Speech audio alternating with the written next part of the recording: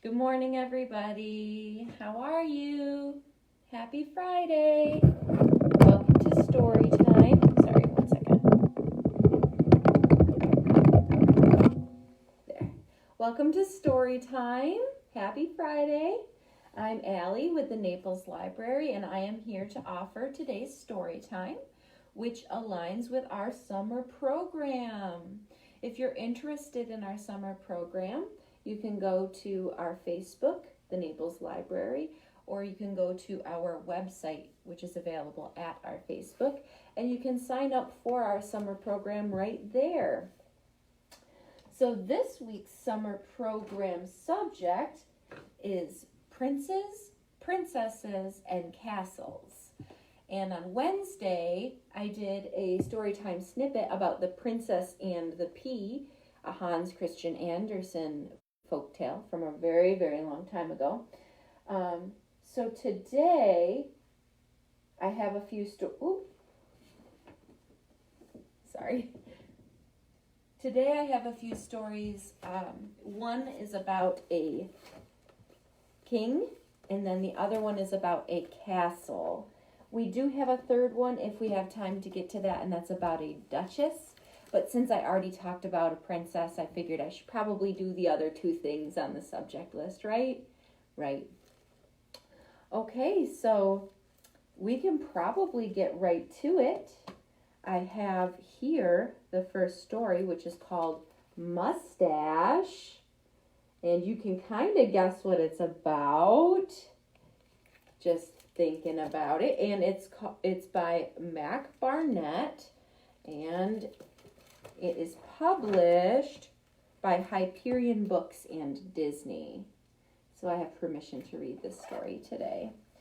And since it's called Mustache, I figured that I should probably play along. And I did make myself a little mustache here.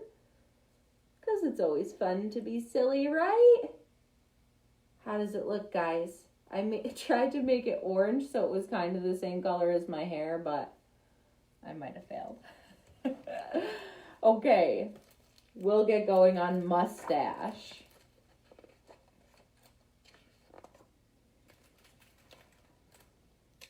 Duncan was a terrible king, but he was terribly handsome.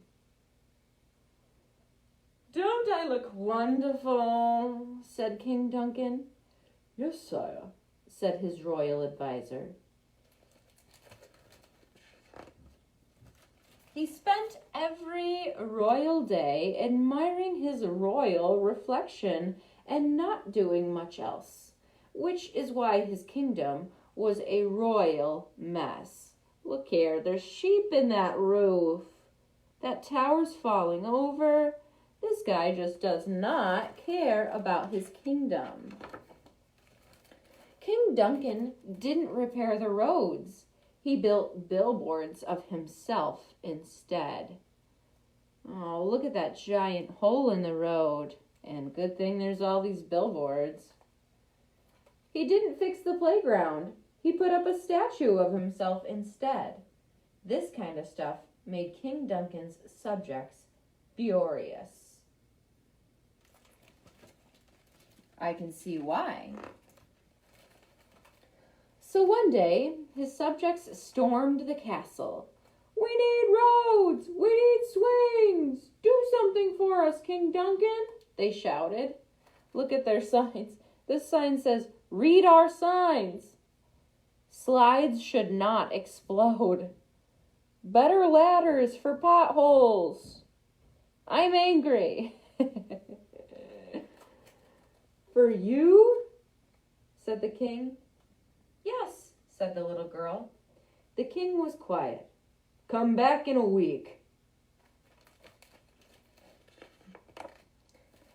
"Gentle subjects," he said 7 days later. "You have asked me to repair the roads and the playgrounds. I've done something even better. Behold, my gift for you." The crowd went silent. Of course, a big sign of himself. "That's it?" said the little girl. "Yes," said the king. "Oh." The king grinned. The crowd left. The sun set. And the next morning, the king's gift looked like this. Oh man, who did that? King Duncan was furious. "I must catch the scandal," he screamed. "Yes, sire," said his royal advisor. "And put him in jail," screamed the king. "Yes, sire," said his royal advisor. Or her in jail." Let's not forget the ladies. So King Duncan had his royal advisor nail posters on every wall in the kingdom. "Wanted, whoever drew a mustache on this terrific banner." King Duncan soaked in his royal hot tub and waited for someone to turn in the culprit. "It should be any minute now," said the king. "Yes, sire," said his royal advisor. "Take a look at this hot tub, everybody. Look at this guy outside of the window. He's hanging from a chain and shoveling coal into a furnace that heats the hot tub for this guy, who's also wearing a snorkel." This is a very silly king. But overnight, something happened. Oh no. Look at all those mustaches all over everything. King Duncan was outraged by all of these mustaches. He went out for a walk. When he went out for a walk, he found a billboard with a giant mustache on it. So he went to the park. And at the park, his statue had giant mustaches on it. That didn't help. So he slouched in his royal throne. "Look at my wonderful face," he said.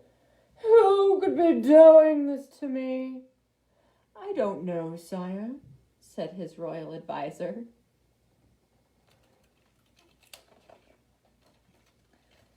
Except his royal advisor totally did know, because every night he had been sneaking out of the castle and painting mustaches on pictures of the king. And he wasn't the only one. So had she. And so had he. And so had he. And so had they. In fact, just about the only person who hadn't painted a mustache on the picture of the king was this guy.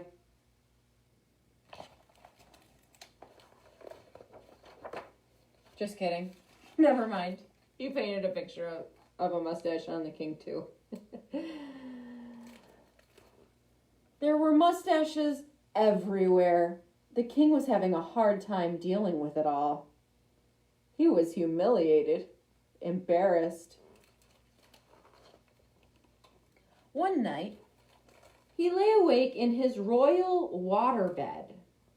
"I know what I'll do," he thought. "I'll trick the culprit into revealing himself." Can we also take a look at this waterbed? So, do you guys know what a waterbed is? A waterbed is a bed that it has water inside of the mattress, and the mattress is kind of like, it's a waterproof sack. But this waterbed has water over here being pumped into the mattress, and the king is wearing a snorkel to bed. Isn't that so silly? "I'll trick the culprit into revealing himself. Or herself," he added 5 seconds later. The next day, he called all his subjects to the royal castle. "My gentle subjects," he said, "you've been playing a joke on me, and I found this joke hilarious. So if the person who's been drawing mustaches on my picture would just raise his or her hand, we can all laugh and there will be no punishment. And so what do you think happened? Everybody raised their hands because everybody was doing it. You're all going to jail, screamed the king. All of us? Asked the little girl. All of you, screamed the king. Oh, but the jail wasn't big enough to hold them all, not even close to big enough. So the king made the jail bigger, and bigger, and bigger, until it could hold everybody. Coming soon, more jail. And every day the king sat on his royal throne, the only free man in all of the land. We sure showed them, King Duncan said to his reflection. His reflection was silent. His reflection, though handsome, was not very good company. Day after day the king listened to the sound of laughter nearby, of donkey carts rolling down freshly paved roads and swings creaking in parks. Things seemed to be going pretty well out there in jail. He slumped. Ugh. He sighed. He felt a little alone. Until one morning, the king sat up straight. He got off his royal throne. He stood in front of his royal mirror, and he reached for his royal paintbrush.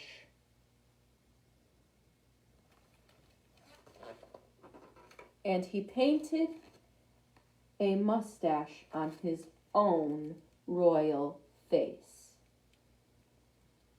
It looked pretty good. He gives up. The end. I hope you all liked my silly mustache story. But although I do like my mustache, I just realized that I look like the Lorax from Dr. Seuss. So I'm going to take my mustache off. And then we're going to go to our next story, which honestly, this is a new book that we have in stock here at the library. It is a very cool book. I highly recommend this book. It's by Einat Sarfati. And let me see who published it. It's a Candlewick Press book. So this book is really cool. All of the illustrations in this book are kind of like an I Spy. So I really recommend taking this book out and bringing it home and looking at all of the illustrations very closely, because on every page, there is this little hamster and this little hermit crab, but they're hiding in every page. So they're kind of hard to see. I mean, kind of like that. So it's really fun I sat at home myself and looked at all of the pages for every little hamster and hermit crab, and it was pretty fun. So I recommend doing that. So this book is called Sand Castle.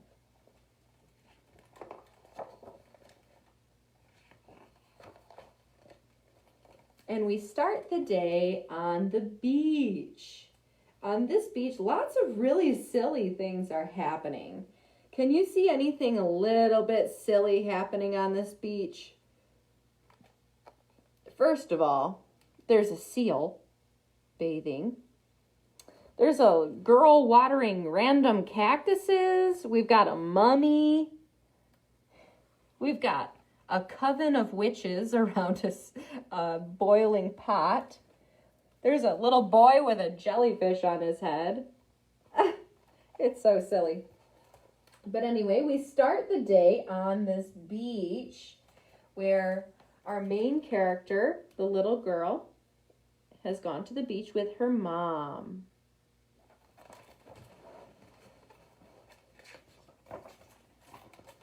I love building castles in the sand. So I built a sand castle.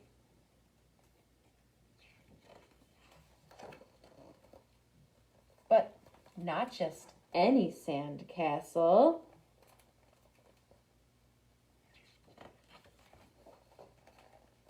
A real castle with domes and turrets and a crocodile moat. And if you look really closely on the page, you can see the tip of a crocodile tail there. And lots of really cool little neat things in here. And large windows with an ocean view. Wow.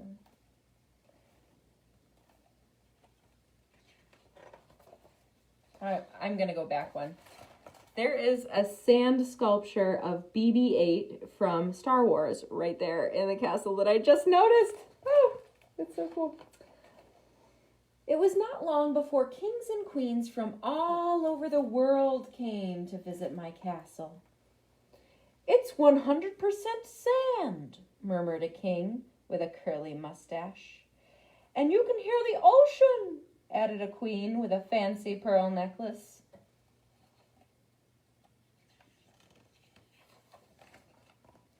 They were very impressed, especially with the dining hall, which served ice cream around the clock, any kind, any time. If I were in front of you guys right now, I would tell you to point out to me where the ice cream parlor is, but it's right here, since you can't see too well since you're farther away.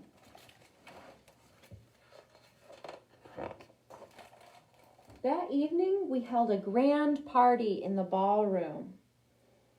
Dollops of ice cream were served all night long. It was awesome. Look at all these people dancing, doing crazy things. This lady's doing a split. Whoa, I can't even do a split. Can you do a split? All sorts of cool stuff happening. And it looks like these people dressed up as birds, as seagulls, and came. Not really sure what that's about. But at breakfast, the troubles began. Yuck! The royal almond strudel is full of sand, one king shouted. All this sand makes my tongue feel like a little beached jellyfish, complained a queen as she laid down her napkin. Imagine all of your whole breakfast having sand in it. Yuck, yuck, yuck. But I guess that's part of having a sand castle, right? The next day, the triathlon of knights tournament was completely ruined. Arg! There's sand in my suit of armor, sobbed the bravest knight in the kingdom. I can't even lift a card from the table, he said. 'Cause he's getting sand in all of the joints of the armor, and the armor won't even bend now. Yikes. I don't even know how these guys are playing Twister.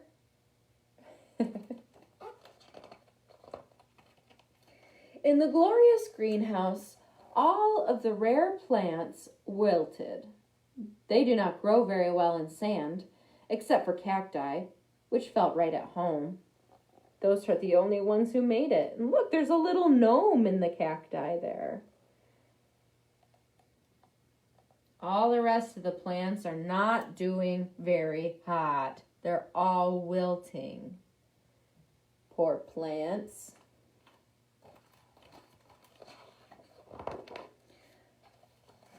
Whoa. There are grains of sand between my royal toes. It's so itchy, muttered a queen. It is highway robbery, grumbled a king who could not open his royal treasure chest because the locks were full of sand.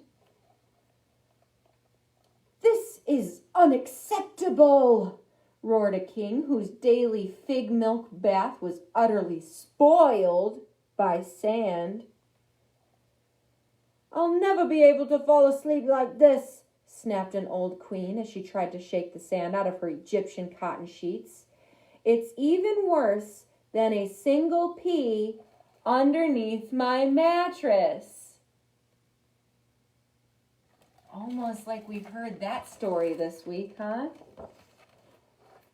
Everyone was so angry. Hey, give us our money back. Hey, man, this is a ripoff. This place isn't that cool. It's all made of sand. What did they expect? It's a sand castle. I didn't know what to do. My whole castle was made of sand. That's how it is with sand castles. So, I made a sand ball. Uh-oh, what do you think is going to happen with that sand ball? Guests in dresses and robes and suits of armor and towels and pajamas all took aim. 3 brave queens joined forces on the balcony. 2 kings made a pact to control the staircase. 1 man tried to pull a sword out of sand.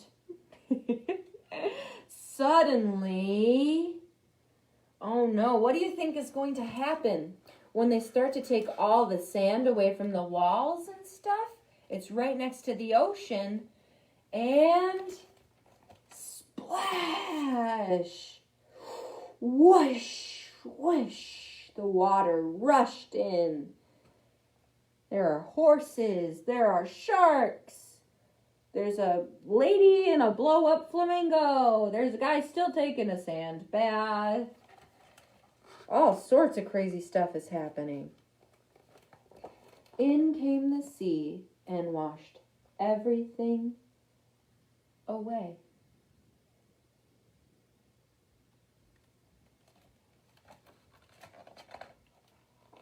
So, I built a sand castle.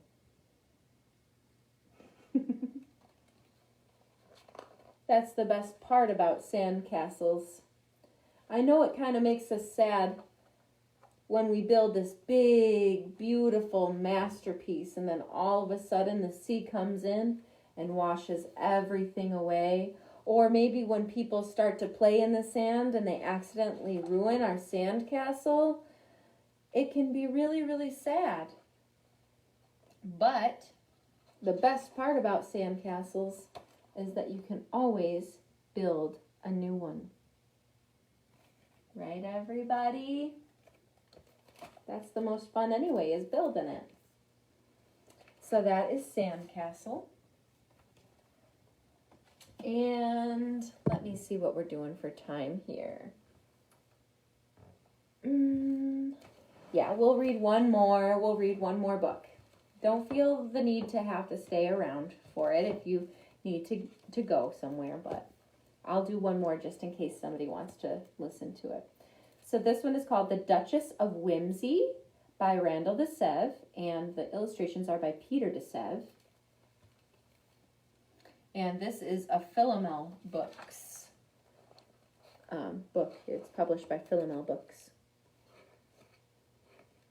The Duchess of Whimsy. Here we see a beautiful big ballroom and a woman who is just having a great time. The Duchess of Whimsy was known throughout the land for her extravagant soirees, her elaborate attire, her uncommon conversation, and her most peculiar pets and acquaintances. She loved all the strange things in the world, kind of like me. To the Duchess, the Earl of Norm was as normal as they come. He wore ordinary clothes, walked an ordinary dog, and discussed, with great seriousness, ordinary things. The kingdom's rutted roads, the manor's nesting birds, and the rain, or lack thereof, even if nobody was listening. Just a normal guy doing normal things, and a not-so-normal lady doing not-so-normal things. The Duchess was the life of the party. And the Earl was, well, let's just say that merrymaking carried on in spite of him. Why was the Earl even at the Duchess's soirees? Because her father, the king, made her invite him. Their kingdoms needed to be friends, and because the Earl loved the Duchess. He loved her lively stories. He loved her wild apparel. Simply put, he loved her joie de vivre, which is a French term for love for life. He loved how much she loved life. The Earl of Norm went to absurd lengths to impress the Duchess of Whimsy. One evening, he took to her party a giraffe he borrowed from the Royal Zoo. It ate the foliage off of all the ladies' hats and had to go to the drawing room wallpaper before the Manor's pest control stepped in. He was going to eat the wallpaper. Silly giraffe. The Earl of Norm composed sugary poetry comparing the Duchess to a squid, a platypus, and a penguin, and he recited it before an astounded audience of giggling guests. He's trying so hard to be weird for her. The Earl even went so far as to arrive one evening in a brightly brocaded cape, borrowed from his flamboyant twin brother Nigel. It did not suit him at all. Look at that crazy cape. It doesn't even fit him at all. And no, it is not normal. The Duchess of Whimsy could not bear the Earl's silly attempts to win her attention. Still too ordinary, she said to her father. Our kingdoms need to be friends, said the king. Well, it's boring. One evening, the Duchess of Whimsy invited her usual guests for supper, when suddenly cook took ill. Panic reigned. What were they all to eat? Out came the cookbooks, out came the chef hats, out came the giant bowls and spoons. Everyone swung into action. What are we all going to eat? Oh no, we clearly don't know how to cook. The Marquise of Charisma made truffle canapes, but first she had to sniff out the truffles in a forest with a pig. Do you know what truffles are? Truffles are a special kind of mushroom that grow underground underneath certain trees, and they need pigs to sniff them out because we can't smell. We don't have, well, we can smell, but our smellers aren't nearly as strong as a pig smeller. So they use pigs to find those silly mushrooms. The Shah of Hizah made a watercress salad with pickled quail eggs, but first he had to find the quail and snatch its eggs. The Duke of Dreams made a velvet midnight cake, topped with an entire galaxy of spun sugar stars, but first he had to learn how to spin sugar. So all of these super fancy things take so much to prepare, and all of these people don't know how to do it. What do you think the Duke of Norm is going to prepare? Probably something normal, right? The Earl of Norm had no knack for cooking, and, by now, no desire to try. So he whipped up the only thing he knew how, a grilled cheese sandwich and a glass of milk, and he quietly sat down to eat. Do you like grilled cheese sandwiches? They're so delicious. Figures, thought the Duchess, but then she took another look at his plate. His sandwich looked so scrumptious. His milk looked so refreshing. How could something so ordinary look so good? The Earl noticed the Duchess staring at his sandwich, and of course he offered her a bite. For a moment she studied the sandwich. It's golden, crusty bread. It's glistening, melted cheese. And then, without further delay, she took the bite. It was delicious. It was delectable. It was divine.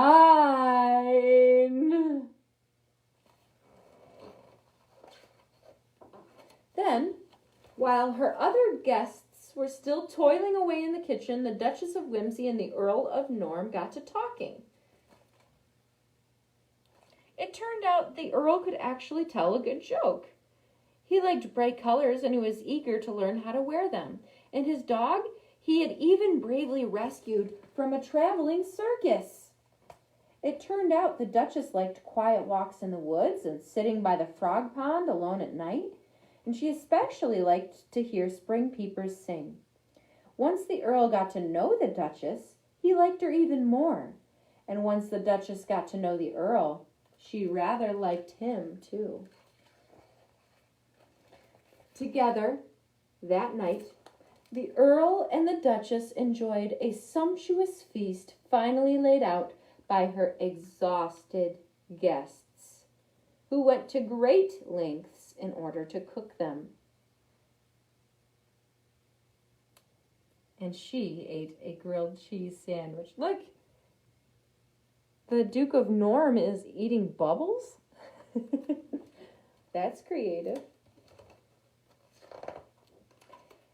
And forever after, they spent their evenings together, enjoying each other.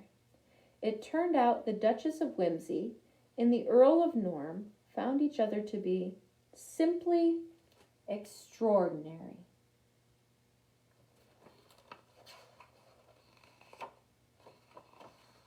Very, very cute.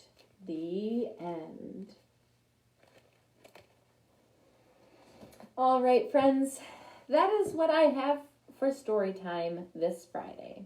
I hope that you enjoyed everything that we read, and we'll see you next week. Next week, we're talking about fractured fairy tales and folk tales, which means they're twists on classic folk and fairy tales. So we do some different stuff.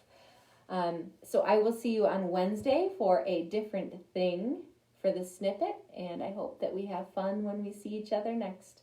Okay, everybody, have a great weekend, have a great rest of your week, and have a great day. Bye-bye.